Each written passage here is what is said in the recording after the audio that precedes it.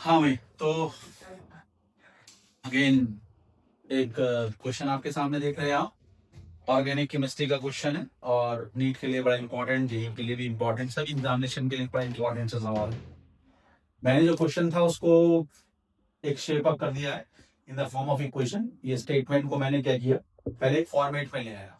Question क्या था हमारे पास, एक ऑर्गेनिक कंपाउंड है, उस फॉर्मूला है C9H10, उसका मॉलिक्यूलर फॉर्मूला गिवन है। As per the question condition उसने दिया हुआ है कि टॉलेंस रिएजेंट को रिड्यूस नहीं करता है, इसलिए मैंने लिख दिया नो एक्शन। फिर उसने कहा ये जो कंपाउंड है 2,4-DNP के साथ येलो ऑरेंज पीपीटी देता है। ये जो कंपाउंड है आपके पास ब्रोमीन वाटर को डीकलराइजेशन नहीं करता।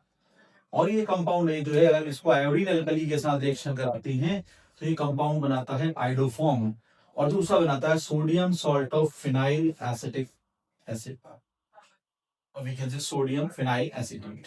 ये आपके पास इंफॉर्मेशन है और आपको बताना है इन चार में से कौन सा सही है। वैसे तो क्वेश्चन बड़ा सिंपल सा है, एकदम से बच्चा आंसर पर पहुंच सकता है, बट कैसे वहां तक पहुंचा जाए वो उसको अपने दिमाग में सोचेगा, बिकॉज एग्जामिनेशन में you have very lesser time. तो बहुत इंफॉर्मेशन यहाँ पर है, दिखा है C9H10O 2,4-DNP से रिएक्शन करता है। 2,4-DNP is a characteristic test of presence of carbonyl group. इसका मतलब पता चल गया कि C9H10O में हमारे पास जो कोई भी है बट कार्बोनिल ग्रुप तो जरूर है, C डबल बॉन्ड O। अब कार्बोनिल ग्रुप तो C double bond O aldehyde में भी हो सकता है, कीटोन में भी हो सकता है। तो दूसरा पॉइंट उसने क्लियर कर दिया कि ये टॉलेंस एजेंट से रिएक्शन नहीं करता है। बहुत क्लियर हो गया कि एल्डिहाइड तो है ही नहीं, तो बचा सिर्फ कीटोन। और अगर कीटोन बचा तो इसके दोनों तरफ कार्बन चेन होना अब कंपल्शन है, होनी ही चाहिए।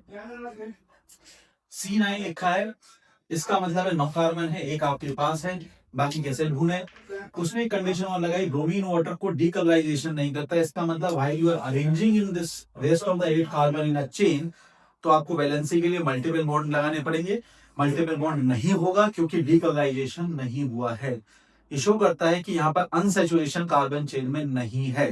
तो अगर मैं कोशिश भी करूं ओपन चेन बनाने की तो वो नहीं बनेगी। अब क्या करें बच्चा, अब एक कंडीशन जो सबसे इंपॉर्टेंट कंडीशन दी गई है वो है आयोडीन एल्कली के साथ रिएक्शन करता है और आयोडोफॉर्म बनाता है। तो iodoform test can be given by only those compound which must contain methyl carbonyl group, यानी कि इसके C डबल बॉन्ड के एक तरफ CH3 का होना तो बिल्कुल कंपल्शन, तो इसीलिए CH3 तो आपके एक साइड पर आपने टेक कर दिया। अब बात रही कि बाकी बचे हुए आपके पास जो 7 कार्बन है वो कैसे अरेंज किए थे।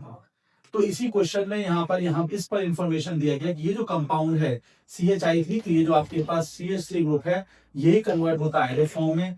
बाकी जो बचा हुआ पोर्शन है दैट विल बी चेंज, जब रिएक्शन होता है तो सोडियम सॉल्ट में कन्वर्ट हो जाता है।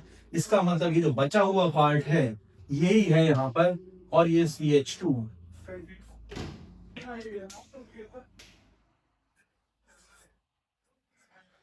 ये आपके पास अरेंजमेंट में आएगा। तो ये अब अगर आप इसको पूरा ध्यान से देखें तो ये कंपाउंड आयोडोफॉर्म टेस्ट में जाएगा तो ये CH3 बना देगा। ये जो बचा हुआ आपके पास है that will be change into this phenyl salt, और ये आपके पास येलो पीपीटी दे रहा है तो इसकी कंफर्मेशन। अनसैचुरेशन चेन में नहीं है, ये भी कंडीशन को जस्टिफाई कर दिया। टॉलेंस टेस्ट नहीं दिखाया, एल्डिहाइड है नहीं। तो जब आप इसमें से आंसर ढूंढने जाएंगे तो you will get that is the best answer of this question.